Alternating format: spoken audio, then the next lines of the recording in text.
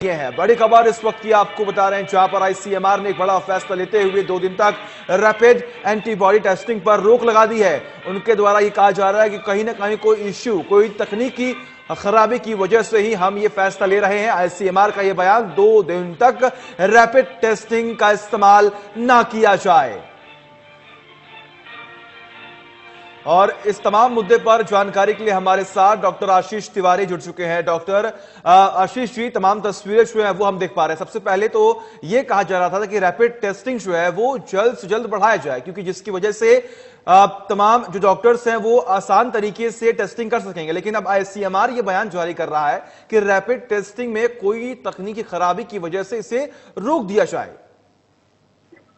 हाँ, देखिए, अभी आज ये खबर आई है, बड़ी चिंता की बात है। ऐसे समय पर जब हमें नंबर ऑफ टेस्ट बढ़ाने की जरूरत है जी। और ये जो किट आई थी, इससे उम्मीद बढ़ी थी कि अब number of test per day ज्यादा होंगे, क्योंकि कोरोना को पकड़ने का या इसका मैनेजमेंट करने का सबसे इफेक्टिव तरीका एक तरफ तो लॉकडाउन है, दूसरी तरफ नंबर ऑफ टेस्ट बढ़ाकर पॉजिटिव केस को पकड़ने का है।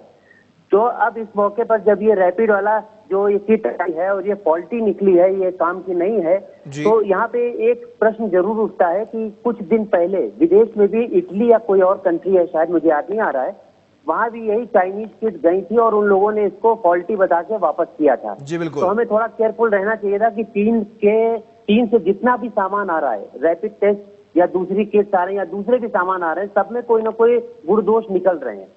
तो जब हम स्टेट को ये डिस्ट्रीब्यूट करते हैं सेंट्रल की तरफ से, तो उस लेवल पे पहले इसकी जांच पड़ताल हो जानी चाहिए, क्योंकि अगर स्टेट अगर इस पे क्वेश्चन मार्क भी नहीं उठाएगा और जांच होती रहेगी तो सब नेगेटिव आते रहेंगे, जबकि एक्चुअली हो सकता है वो पॉजिटिव हो।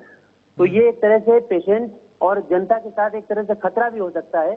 तो जब तक ये किट फुल प्रूफ ना हो, पूरी तरह से इनकी जांच पड़ताल हमें भी कर लेनी चाहिए, आंख मूंद के भरोसा नहीं करना चाहिए, तब इसको पब्लिक डोमेन में उतारना चाहिए जनता की जांच के लिए। और ये चिंता का विषय है और ऐसी जो भी एजेंसी, इनको बैन करना चाहिए, दोबारा इनसे सामान नहीं लेना चाहिए। जी बिल्कुल। आशीष जी, कहीं ऐसा तो नहीं कि जो अभी तक टेस्ट हुए हैं इस रैपिड टेस्टिंग के थ्रू, तो जो लोग पॉजिटिव पाए गए हैं वो क्या गलत हैं क्या?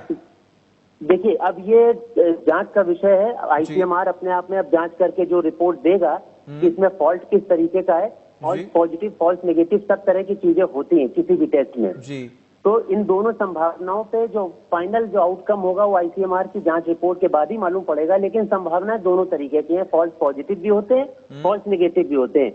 इस टेस्ट किट में कौन सी प्रॉब्लम है ये आईसीएमआर की जांच के बाद ही मालूम पड़ेगा। जी बिल्कुल। बहुत बहुत शुक्रिया आशीष तिवारी जी, तमाम जानकारी के लिए। बने रहिए हमारे साथ, अगली खबर पर भी आपसे तमाम अपडेट्स जो है